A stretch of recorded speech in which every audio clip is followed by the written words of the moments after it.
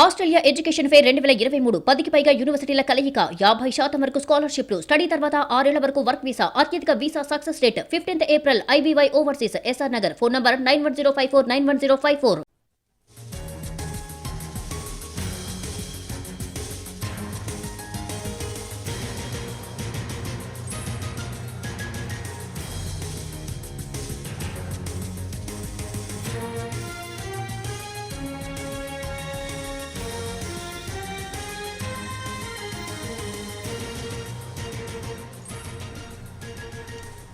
కేంద్ర ఉక్కు శాఖ సహాయ మంత్రి ఫగ్గన్ సింగ్ కీలక వ్యాఖ్యలు చేశారు. విశాఖ స్టీల్ ప్లాంట్ ప్రైవేటీకరణపై ప్రస్తుతానికి ముందుకు వెళ్లటం లేదన్నారాయన. మరి ఇది కీలకమైనటువంటి కామెంట్ గానే పరిగణించవచ్చు. ఎందుకంటే ప్రైవేటీకరణ కంటే ముందు RNIL ను బలోపేతం చేసే పనిలో ఉన్నామని ఆయన క్లారిటీ ఇచ్చేశారు. అయితే బిడ్లో తెలంగాణ ప్రభుత్వం పాల్గొనడం ఒక ఎత్తుగడ మాత్రమేనని ఫగ్గన్ అన్నారు.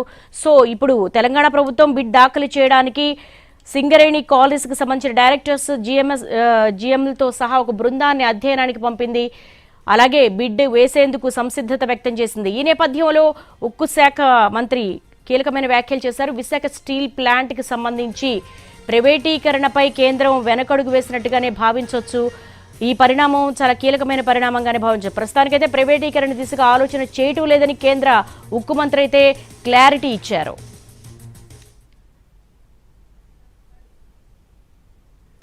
की तारीख को कोई इस प्रकार का विषय नहीं है। ये बात आपके ध्यान में होना चाहिए। जब कोई नया यूनिट प्रारंभ होता है तो लोगों को ऐसा लगता है। आज इसी प्रकार की परिस्थिति वाईजैक के अंदर है, RNL के अंदर है। मैं आपको इस बात के लिए ये कहना चाहता हूं कि इस प्रकार का आज के समय में, आज की तारीख में कोई ऐसा हमारी कोई इच्छा नहीं है और न इस प्रकार का कोई प्रोसेस है। इसको मुझे लगता है हम और बेहतर हम इसके लिए आने वाले, इसमें आज की तारीख में कोई इस प्रकार का विषय नहीं है। ये बात आपके ध्यान में होना चाहिए। जब कोई नया यूनिट प्रारंभ होता है तो लोगों को ऐसा लगता है। आज इसी प्रकार की परिस्थिति वाईजैक के अंदर है, RNL के अंदर है। मैं आपको इस बात के लिए ये कहना चाहता हूं कि इस प्रकार का आज के समय में, आज की तारीख में कोई ऐसा हमारी कोई इच्छा नहीं है और न इस प्रकार का कोई प्रोसेस है। इसको मुझे लगता है हम और बेहतर हम इसके लिए आने वाले समय में कर। విశాఖ స్టీల్ ప్లాంట్ ఎపిసోడ్ లో కీలకమైనటువంటి పరిణామంగా చెప్పుకోవచ్చు ఇది. ఎందుకంటే కేంద్ర ఉక్కు శాఖ సహాయ మంత్రి ఫగ్గన్ సింగ్ కీలకమైనటువంటి కామెంట్స్ చేశారు. విశాఖ స్టీల్ ప్లాంట్ ప్రైవేటీకరణపై ప్రస్తుతానికి ముందుకు వెళ్లడం లేదన్నారు ఆయన. ప్రైవేటీకరణ అంటే ముందు RNIL ను బలోపేతం చేసే పనిలోనే ఉన్నామని స్పష్టం చేశారు. దీనికి సంబంధించి మోర్ అప్డేట్స్ మా ప్రతినిధి రవిచంద్ర నుండి తెలుసుకుందాం.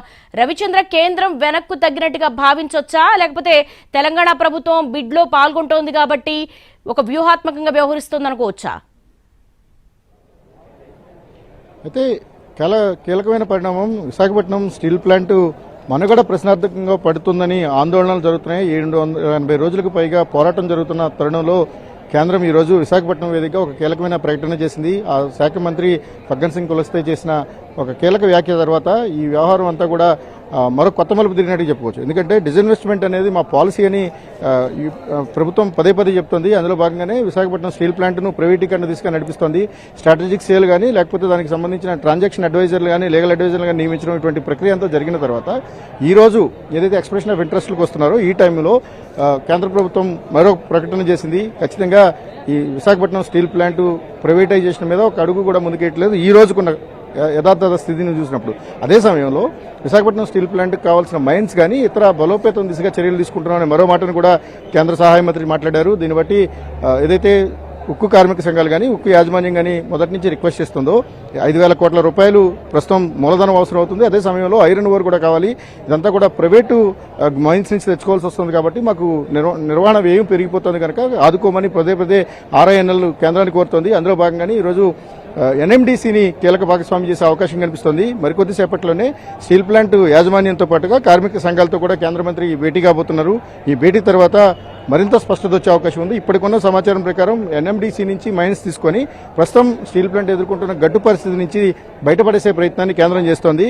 ఇది ఒక విధంగా స్టీల్ ప్లాంట్కు ఉపశమనం కలిగించే అంశం. అదే సమయంలో రాజకీయ పరిణామాలను కూడా చూసుకున్నప్పుడు వచ్చేదంతా ఎన్నికల ఏడాది. మరోవైపు తెలంగాణ ప్రభుత్వం ఇప్పటికే అడ్వాంటేజ్ తీసుకుంది. యూఐకి సంబంధించి తాము బిడ్డింగ్కి వస్తున్నట్టుగా ప్రకటించడం ద్వారా గడిచిన 2 రోజులుగా యాక్టివిటీ నడుస్తోంది. ఆ ప్రభుత్వం సింగరేణి కాలేజీ రంగంలో దించింది. ఒకవైపు పొలిటికల్ గా మైలేజ్ పోతోంది.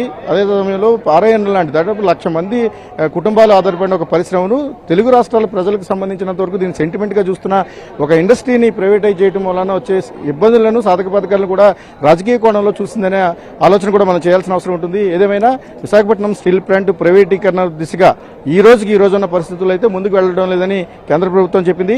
దీని భవిష్యత్తు ఎలా ఉండబోతుంది? ఏదైతే బ్లాస్ట్ ఫర్నెస్ 3 ఉందో, బ్లాస్ట్ ఫర్నెస్ 3 ఆపరేట్ చేయడానికి అవసరమైన మూలధనం కానీ లేకపోతే దానికి సంబంధించిన రా మెటీరియల్ అన్నింటినీ కూడా సమకూర్చే ప్రయత్నాన్ని కూడా తాము చేస్తామని కూడా చెప్తోంది. ఈ మొత్తం పరిణామాలను మనం చూసినప్పుడు ఎన్ఎండిసి లేదా సెయిల్ నుంచి దానికి తాత్కాలికంగా అవసరమైన నిధులను సమకూర్చే ప్రయత్నాన్ని కేంద్రం చేస్తున్నట్టుగానే మనం భావించాల్సి ఉంటుంది. దేవి, రవిచంద్ర, విశాఖ ఉక్కు ఆంధ్రుల హక్కు అంటూ స్వచ్ఛందంగా ముందుకొచ్చి ధర్నాలు చేసినప్పటికీ, ఉద్యమాలు చేసినప్పటికీ స్పందించిన కేంద్రం కేవలం తెలంగాణ ప్రభుత్వం బిడ్కి ముందుకు రాగానే కాలరీస్కి సంబంధించిన సింగరేణి కాలరీస్కి సంబంధించిన వాళ్ళు వచ్చి అక్కడ అధ్యయనం చేస్తేనే ఎందుకు ఈ కామెంట్ చేయాల్సి వచ్చింది? అయితే ఇందులో 2 విషయాలను మొదటి నుంచి కార్మిక సంఘాలు కానీ ఉక్కు యాజమాన్యం కానీ చెప్తున్నది ఏంటంటే, స్ట్రాటజిక్ సేల్ అనేది భిన్నమైనది, ఏదైతే ఎక్స్ప్రెషన్ ఆఫ్ ఇంట్రెస్ట్ అనేది భిన్నమైంది. కేవలం ఎక్స్ప్రెషన్ ఆఫ్ ఇంట్రెస్ట్ అనేది తాత్కాలికంగా అవసరాల కోసం వాడుకోవడానికి అవసరమైన 5,000 కోట్ల రూపాయల మూలధనం కోసం మాత్రమే తీసుకున్న ఒక ప్రక్రియ. దీనికి ప్రైవేటీకరణకు ఎటువంటి సంబంధం లేదు. మరోవైపు ప్రైవేటీకరణ కానీ వెళ్లాల్సి వస్తే స్ట్రాటజిక్ సేల్లో పాల్గొనే అవకాశం ఏ కేంద్ర రాష్ట్ర ప్రభుత్వ సంస్థలకు ఉండవు. ఎందుకంటే రాష్ట్ర కేంద్ర ప్రభుత్వాలు వ్యాపార సంస్థలుగా ఉండకూడదు, వ్యాపారాల నిర్వహణ వాటి బాధ్యత కాదు అనేది కేంద్ర ప్రభుత్వం పదే చెప్తోంది. కనుక స్ట్రాటజిక్ సేల్ వేరు, ఎక్స్ప్రెషన్ ఆఫ్ ఇంట్రెస్ట్ వేరు. ఎక్స్ప్రెషన్ ఆఫ్ ఇంట్రెస్ట్ కు తెలంగాణ ప్రభుత్వం రావడం ద్వారా ఒక విధంగా పొలిటికల్ మైలేజ్ గానే చూడొచ్చు. దాని చుట్టూ కూడా అనేక రకాల పొలిటికల్ ఈక్వేషన్స్ మారుతున్నాయి, చర్చలు జరుగుతున్న తరుణంలో కేంద్ర ప్రభుత్వం అయితే జాగ్రత్త పడిందని చెప్పుకోవాలి. ఒక విధంగా ప్రైవేటైజేషన్, స్టీల్ ప్లాంట్ లాంటి సెంటిమెంట్తో కూడిన ఒక ప్లాంట్ను ప్రైవేటైజ్ చేయడం ద్వారా వచ్చే ఇబ్బందులను ఇప్పటికిప్పుడు కొని తెచ్చుకోవడం అనవసరం అనేది ఒక ఆలోచనగా చెప్పుకోవచ్చు. ఏదైనా ఒక సుదీర్ఘమైన ప్రక్రియ.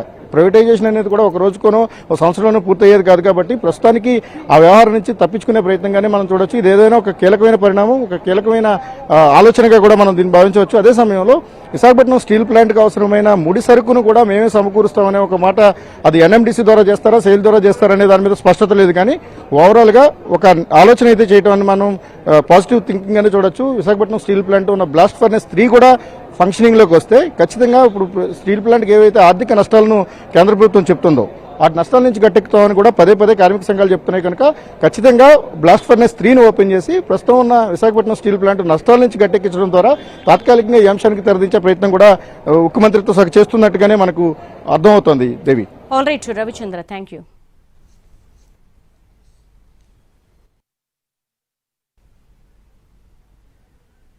तारीख को कोई इस प्रकार का विषय नहीं है, ये बात आपके ध्यान में होना चाहिए. जब कोई नया यूनिट प्रारंभ होता है तो लोगों को ऐसा लगता है. आज इसी प्रकार की परिस्थिति वाईजैक के अंदर है, आरएनएल के अंदर है.